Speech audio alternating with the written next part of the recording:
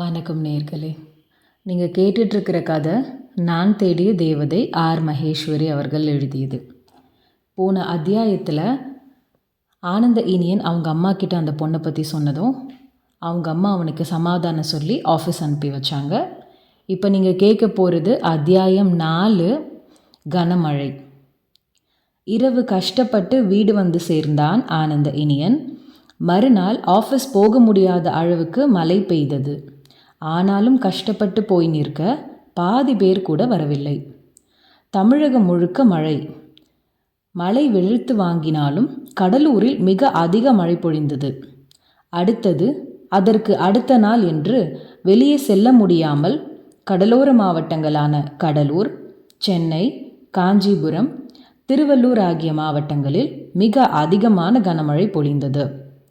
வானிலை இயக்குனர் வேறு அரை மணி நேரத்திற்கு ஒரு முறை வங்கக்கடலில் நிலை கொண்ட காற்றழுத்த தாழ்வு நிலையால் தமிழகத்தில் சென்னை, காஞ்சிபுரம், திருவள்ளூர், கடலூர் மாவட்டங்களிலும் புதுவையிலும் மிக கனமான மழையும், தென் மாவட்டங்களில் விட்டு விட்டு மழை பொழியும் என்று தொலைக்காட்சி சேனல்களில் கூறியது வேறு மக்களின் வயிற்றில் புலியை கரைத்தது. 4ஆம் நாள் 5ஆம் நாள் தொடர் மழை பொழிய நீர்நிலைகளான ஏரி, குளம், கிணறு, குட்டை எல்லாம் நிரம்பிவிட்டது. ஆறுகளில் வெள்ளம் பெருக்கெடுத்து ஓடி எல்லா ஏரிகளையும் நிரப்பியதால் பல ஏரிகள் உடைப்பெடுத்து விட்டது. கடலூரில் உள்ள ஏரிகள் உடைப்பெடுத்து பல மீனவ கிராமங்களுக்குள் புகுந்துவிட்டது. நகரத்தில் தாழ்வான வீதிகளில் வெள்ளம் வழிந்தோடி வீடுகளில் புகுந்துவிட்டது. பல மாவட்டங்களில் பள்ளி கல்லூரிகளுக்கு விடுப்பு என்று டிவியில் ஃப்ளாஷ் நியூஸ் ஓடியது. பல தனியார் அலுவலகங்களிலும் நீர் புகுந்து விட்டதால் விடுமுறை அளிக்கப்பட்டது. பல இடங்களில் மின்கம்பங்கள் சாய்ந்ததாலும் வயர் அறுந்து விழுந்ததாலும் உயிரிழப்பு ஏற்படக்கூடாது என்று பல இடங்களில் மின்சாரம் தடைப்பட்டது. நிறைய இடங்கள் இருளில் மூழ்கின. மாவட்ட நிர்வாகம் முடுக்கிவிடப்பட்டது. கலெக்டர் நிற்க நேரமில்லாமல் அலுவலர்களோடு கலந்தாலோசித்து வெள்ளம் வடிய சில துரித நடவடிக்கைகளை எடுத்தும் கடலூரில் மழையே வென்றது. கடலோர காவல் படையினர், தீயணைப்பு துறையினர், இராணுவம் போன்றவை மீட்பு நடவடிக்கைகளில் ஈடுபட்டது. தன்னார்வ தொண்டு நிறுவனங்களும் களத்தில் இறங்கினர். ஆனந்த இனியன் தான் நடத்தும் மெட்ரிகுலேஷன் பள்ளியில் மற்றும் அவனுக்கு சொந்தமான 3 திருமண மண்டபங்களிலும் மக்களை தங்க வைத்தான். அவர்களுக்கான உணவு மற்றும் பிற செலவுகளை தானே செய்தான். கலெக்டர் அவனோடு படித்தவர். அவனின் தன்னார்வம் அவருக்கு தெரியும். சுனாமியின் போதும், தானே புயலின் போதும், மிக பெரிய வெள்ளப்பெருக்கின் போதும் அவன் குடும்பம் செய்யும் நல்ல செயல்கள் அது. மழையென்றும் பாராமல் மீட்பு படையினருடன் மக்களை மீட்க புறப்பட்டான் ஆனந்த இனியன். நிறைய மக்களை அவனிடத்தில் தங்க வைத்தான். மக்களுக்கு 3 வேளை உணவு வழங்கப்பட்டது. பாதுகாப்பான குடிநீர் வழங்கப்பட்டது. பாய், போர்வை வழங்கினான். உடைகளை வழங்கினான். கிட்டத்தட்ட 5000 மக்கள் அவனிடத்தில் தங்கினர்.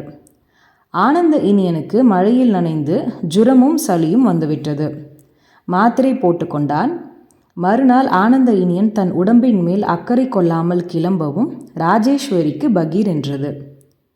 ஆனந்தா, உடம்பு சரியில்லைன்ன போதும் இந்த மழையில் கிளம்புறியே, வேணாம்ப்பா என்றார் ராஜேஸ்வரி. அம்மா, ஜுரம் மாத்திரை போட்டதும் இப்போ பரவாயில்ல. ஸ்கூலிலும் மண்டபத்திலும் தங்கியிருக்கும் மக்களுக்கு உணவு எப்படி இருக்குன்னு பார்த்துட்டு வரேம்மா. நான் போய் சோதிக்கலைன்னா சமையல்காரங்க கடமைக்கு சமைத்து போட்டுடுவாங்கம்மா. மழைக்காலம், வீடு வாசலை விட்டுட்டு நாடோடியா கணவன், மனைவி, பிள்ளைன்னு நிராதரவாக வந்து நிற்கிற மக்களுக்கு உணவு சரியில்லைன்னா அவங்க வேண்டா வெறுப்பாக சாப்பிட்றது உள்ளே செல்லாதுமா. அதுதான் ஒரு எட்டு பார்த்து விட்டு வருகிறேன்.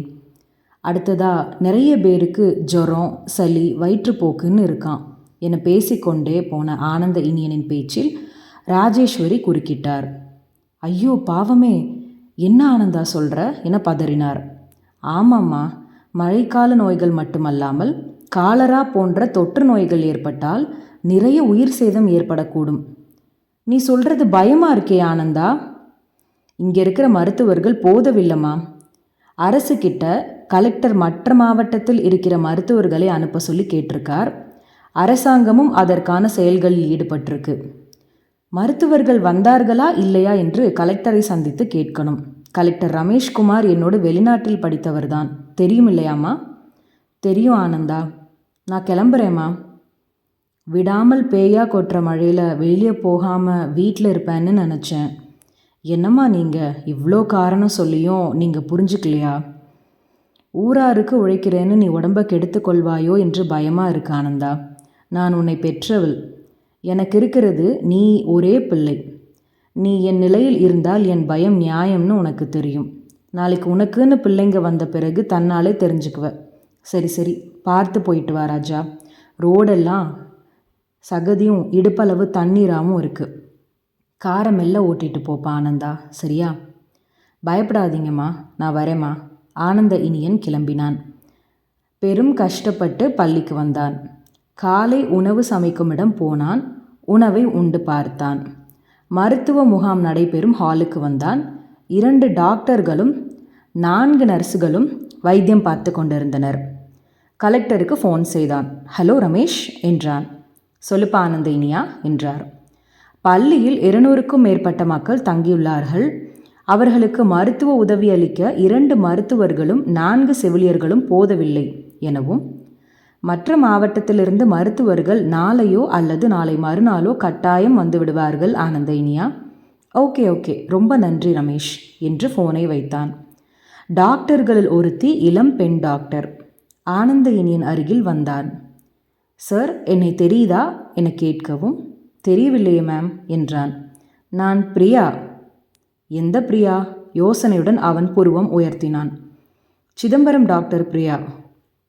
இன்னும் விளங்கவில்லை மேடம். உங்கள் பேர் ஆனந்த இனியன் தானே? ஆமாம். உங்கள் அப்பா பேர் முரளிதரன், அம்மா ராஜேஸ்வரி. நீங்கள் பெரிய தொழிலதிபர். ஆமாம், என்னை பற்றி நிறைய விஷயம் தெரிஞ்சு வச்சுருக்கீங்களே, எப்படி? தரகர் மூலமாக உங்கள் ஃபோட்டோவும் ஜாதகமும் எங்களுக்கு கிடச்சிது. ஓ, இப்போது தெரியுது மேம். நீங்கள் பிஸ்னஸ்மேன் கைலாஷோட ஒரே பெண் பிரியா சிதம்பரம், ஓகேயா? எஸ். நம்ம இருவருக்கும் ஜாதக பொருத்தம் அம்சமாக இருந்தது.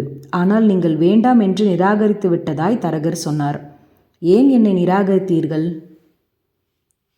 என கேட்கவும், டாக்டர் பிரியா, இது பர்சனல் விஷயம். நீங்கள் முதலில் போய் பேஷண்ட்டை கவனியுங்கள், நாம் அப்புறம் பேசலாம் எனவும், எனக்கு என்ன குறை? அவள் முகம் வாடி கேட்டாள். குறை ஏதும் சொல்லவில்லை. நீங்கள் வேலையை பாருங்களேன் ப்ளீஸ். படிப்பில் குறையா?